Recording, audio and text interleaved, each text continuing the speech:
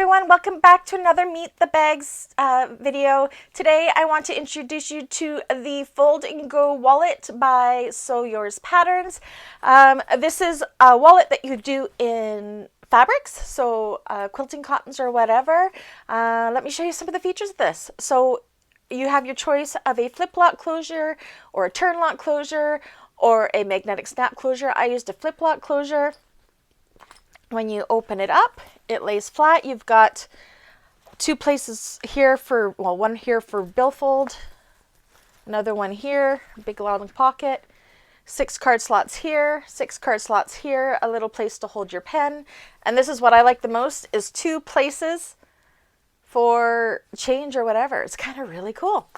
And the best feature of this is this back pocket here. This is a cell phone pocket, and it is a huge cell phone pocket. So this is an iPhone 8, so it's a smaller phone, and look how much room is in there. So the larger phones would fit in there fine. Your phone with the case would fit in there fine, I'm sure. So yeah, it is an awesome bag. So if you would like one of these made in your choices of quilting cottons, let me know. Shoot me a message. My information is down below.